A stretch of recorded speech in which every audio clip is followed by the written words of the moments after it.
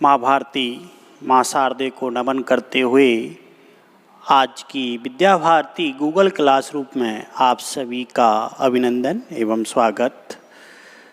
आज कक्षा 10th की एक्सरसाइज 3 में हम अगला जो टॉपिक है हमारा वो है विभक्ति कर एवं मूलों की प्रकृति। विभक्ति कर को हिंदी में बोलते हैं डिस्क्राइमेट। इसका अर्थ क्या है? देखिए, पिछली कक्षा में हमने द्विघात समीकरण का हल गुणनखंड विधि से सीखा था, पूर्ण वर्ग विधि से सीखा था और श्रीधर आचार्य सूत्र द्वारा हमने द्विघात समीकरण के हल ज्ञात किए थे। श्रीधर आचार्य सूत्र में हमने द्विघात समीकरण के जो हल है उसके लिए फॉर्मूला था हमारा -b plus minus under root b वर्ग माइनस 4ac अपॉन 2a। द्विघात समीकरण होता था अपना ax square plus bx plus c equal to 0, जहाँ a is not equal to 0 और a b c कैसी संख्याएं होती थी? वास्तविक संख्याएं, अर्थात रियल नंबर। ये अपने पिछली कक्षा में सीखा। तो ये इसके मूल होते थे। पहला मूल अल्फा, इसको हम b माइनस प्लस वाला चिन्ह ले लेते, b square minus 4ac upon 2, और दूसरा मूल beta minus b minus under root b square minus 4ac upon 2 है। दो मूल ज्ञात होते थे। इसके लिए हमारे पास एक शर्त थी, ये मूल वास्तविक और भिन्न भिन्न या समान कब प्राप्त होते थे? तो b वर्ग minus 4ac is greater than and equal to 0। ये शर्त होती थी हमारी श्रीधर आचार्य सूत्र में। इनके मूल वास्तविक और अलग अलग प्राप्त होंगे या समान प्राप्त होंगे तो b वर्ग minus 4ac is greater than and equal to 0। जब इक्वल टू होता तो इक्वल टू समान आते थे और ग्रेटर देन 0 अर्थात बड़ा 0 से होता था तो मूल वास्तविक और अलग अलग प्राप्त होते थे। तो इसका अर्थ, कहने का अर्थ ये हुआ कि द्विघात समीकरण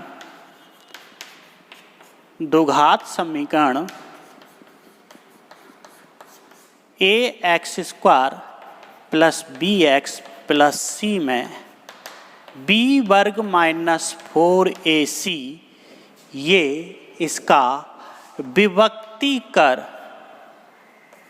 क्या कहलाता है? विभक्ति कर कहलाता है, डिस्क्राइमेट कहलाता है। अर्थात इसी की सहायता से हम इनके मूलों की प्रकृति, नेचर ज्ञात कर सकते हैं। कैसे करेंगे? प्रकृति कैसे ज्ञात होगी?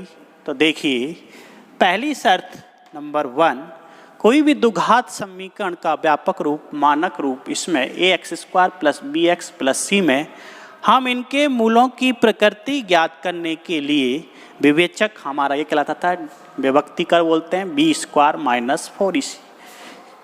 ये इसको कैपिटल D से व्यक्त करेंगे क्योंकि इसकी जो मीनिंग है वो D से स्टार्ट हुई है, इसको कैपिटल D से लिखते हैं।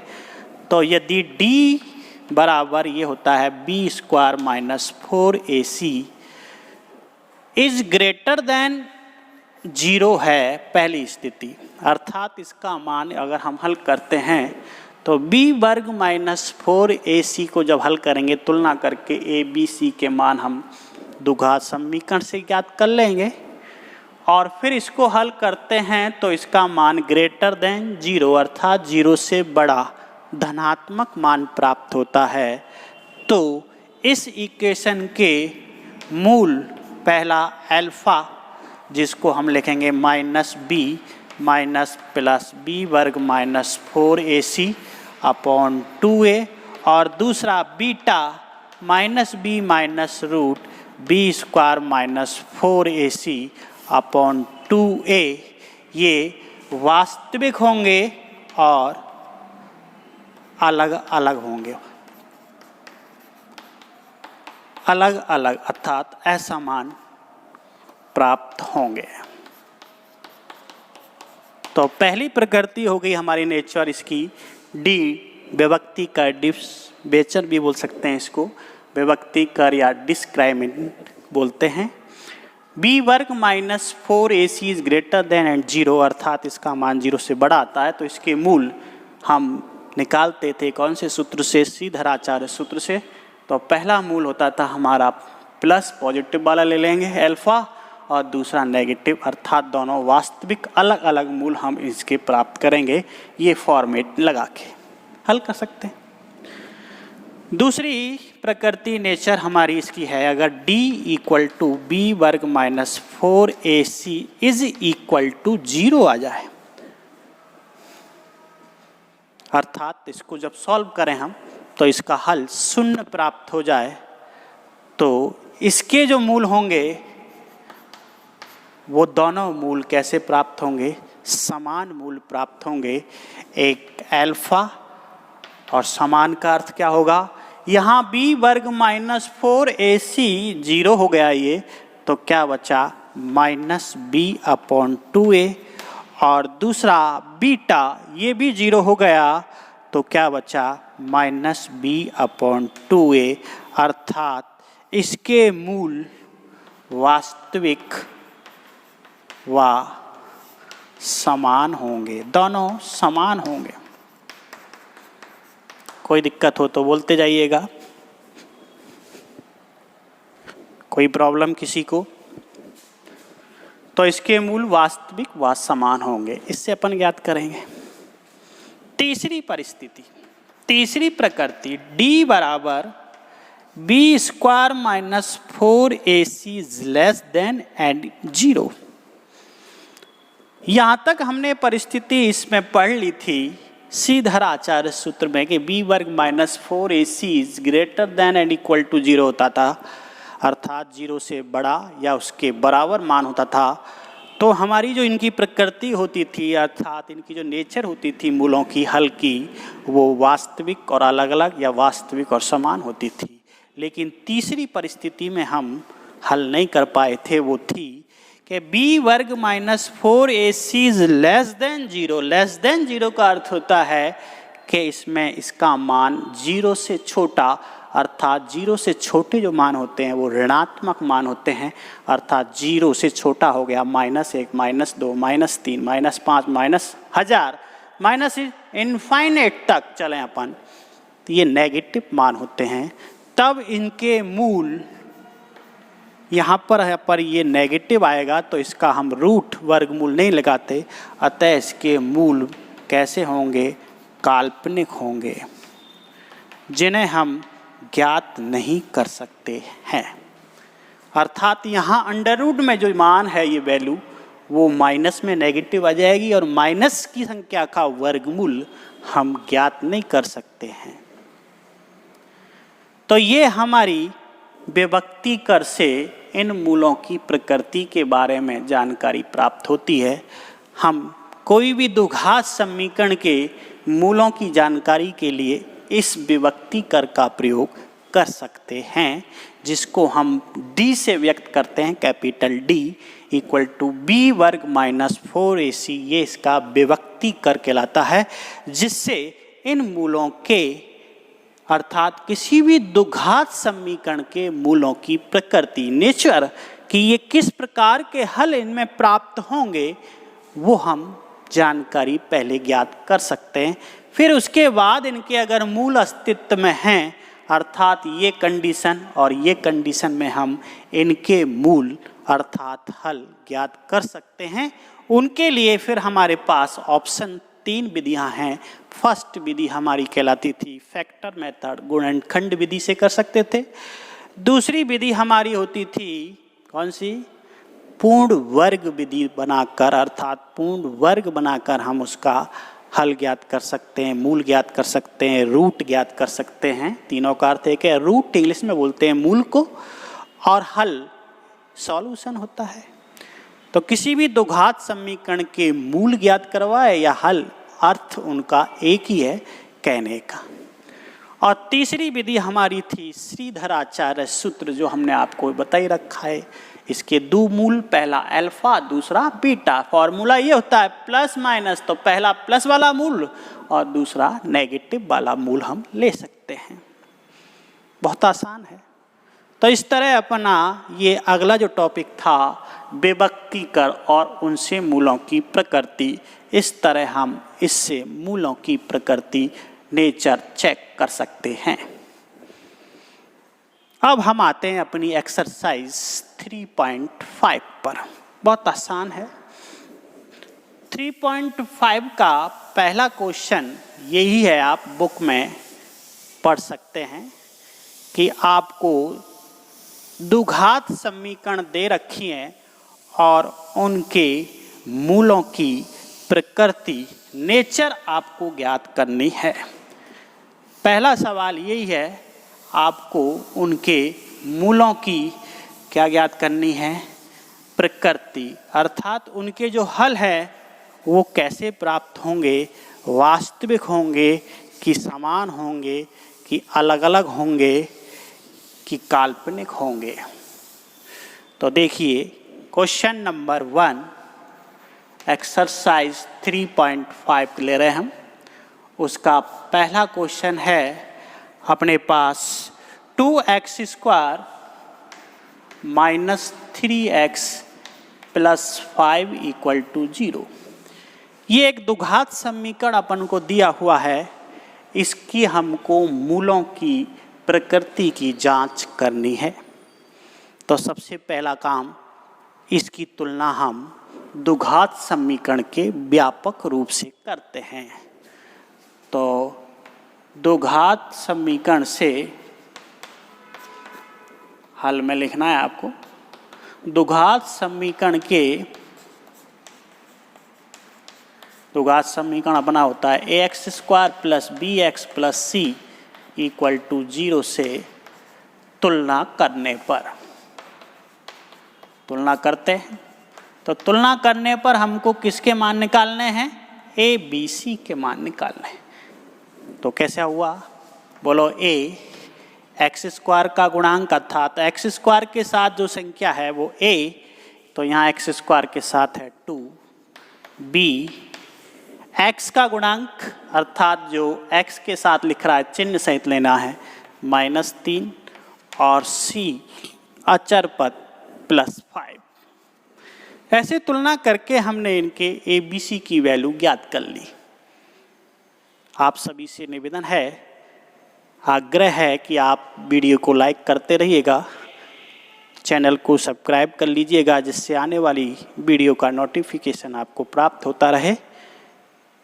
सब्सक्राइब करने का कोई पैसा नहीं लगता, लाइक करने का कोई पैसा नहीं लगता, सिर्फ आपको लाल बटन को दबाना है, जिससे आप जितनी जल्दी आप मेरा सब्सक्राइबरों का बढ़ा वृद्धि होगी, हमारे पास कमेंट्स आना शुरू होगा, हम अच्छी तरह से अगला जो प्रोडक्ट्स है उसको और अच्छी तरह से बेहतरीन बनाने का प्रयास करेंगे, और आपकी जो भी परेशानियां हैं, जो भी आपकी प्रॉब्लम है, उनका सॉल्यूशन हम नेक्स्ट वीडियो में दे पा सकेंगे।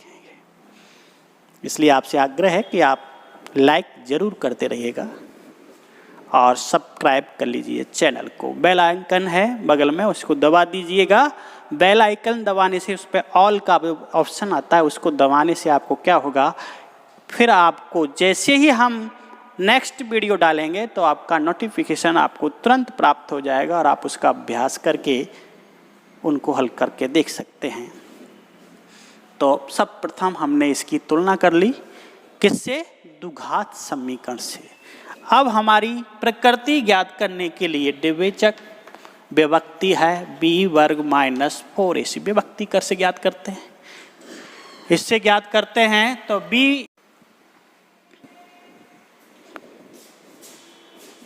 विवेचक d बराबर b² माइनस 4ac विभक्ति कर, इससे हम मूलों की प्रकृति ज्ञात करते हैं। तो देखते हैं, मान रखते हैं इसमें b है -3 का होल स्क्वायर, 4a2 और c हो गया 5। हल करेंगे, -3 का स्क्वायर कितना हुआ 9 माइनस इंटू करा 4 दूआ 8, 8 पंजे 40, हल किया, बोलो कितना आया। 40 में से 9 घटाएंगे तो कितना बचेगा 31, काई का बचेगा -31, क्योंकि माइनस की संख्या बड़ी है, प्लस की संख्या छोटी है। तो इसका अर्थ हो गया इज लेस देन 0, अर्थात b वर्ग minus 4ac is less then 0 आ रहा है, अर्थात इसके मूल कैसे होंगे। अतः इसके मूल हमने पढ़ा था, थर्ड शर्त यही थी हमारी, कैसे होंगे, काल्पनिक होंगे। कोई दिक्कत, ये अपना सॉल्यूशन हो गया। अब इसके मूल काल्पनिक हैं तो अपन इनको हल कर ही नहीं सकते, कोई विधि है ही नहीं अपने पास जिसके मूल काल्पनिक है जिसको हम ज्ञात कर सकते हैं। तो यहाँ तक रहेगा, अतः इसके मूल अस्तित्व में नहीं है, हम इसको हल नहीं कर सकते हैं। एक और लेते हैं एग्जाम्पल, उससे समझने का प्रयास करते हैं। छठा देखिएगा है 3x² minus 2x plus 1/3 equal to 0। ये देखिए, ये द्विघात समीकरण है, ax² plus bx plus c equal to 0। चाहो तो आप इसको बटे को हटा सकते हो और नहीं तो प्लस c ऐसे भी लिख सकते हो। तो इसके मूलों की प्रकृति विवेचक किससे निकालते हैं, d, b वर्ग माइनस 4ac। बोलिए b का मान, तुलना करेंगे पहले द्विघात समीकरण से, तो b क्या हो गया यहाँ -2, पहले लिख लीजिए। a x² का गुणांक 3 हो गया, b x का गुणांक हो गया -2 हो गया, और c अचर पद 1/3 हो गया। द्विघात समीकरण से मानक रूप से इसकी तुलना कर लेंगे और a b c की वैल्यू ज्ञात करेंगे। a 3 हो गया, bx² का गुणांक bx का गुणांक -2 हो गया, x² का गुणांक a होता है, और बचा जो c अचर पद होता है। विवेचक d में रख देते हैं वैल्यू, b -2 का स्क्वायर -4 × 3 × 1/3 a और c की वैल्यू रख दी अपन। सॉल्यूशन करते हैं तो d इक्वल टू -2 का वर्ग हो गया 4, और ये 3 से 3 कैंसिल हो गई, तो 4 एकम 4, 4 में से 4 गए तो 0, अतः b वर्ग माइनस 4ac इक्वल टू 0 आ गया। तो अतः आपको पता लग गया इसके मूल कैसे होंगे, वास्तविक व समान होंगे। दोनों इक्वल मूल हमारे इसके प्राप्त होंगे। ये हमारे इस मूलों की प्रकृति, इसकी नेचर हमने ज्ञात कर ली आसानी से। अब आपसे पूछे कि इसके मूल भी ज्ञात कीजिए, तो आपके पास ऑप्शन है, आप गुणनखंड विधि से कर सकते हो, द्विघात समीकरण से कर सकते हो, श्रीधर आचार्य सूत्र से कर सकते हो, पूर्ण वर्ग बना के कर सकते हो। विधियां हैं 3 अपने पास, उससे आप ज्ञात कर सकते हो। तो ये अपना क्वेश्चन नंबर 3.5 के इस तरह अपने 6 क्वेश्चन हैं एक्सरसाइज में। आप इनका अभ्यास करेंगे आज, तो आपके समझ में आसानी से आ जाएगा। एक और एग्जाम्पल से हम इसको थोड़ा और डिटेल में पसंद करेंगे। आगे जो क्लास लगेगी अपनी, उसमें हम इसी प्रकृति से संबंधित कुछ वैल्यू ज्ञात करेंगे, k की वैल्यू ज्ञात करेंगे। तो नेक्स्ट कक्षा में हम समझेंगे इन आगे वाले क्वेश्चनों को। आज की ऑनलाइन क्लास में सभी का धन्यवाद। जय हिंद, जय भारत।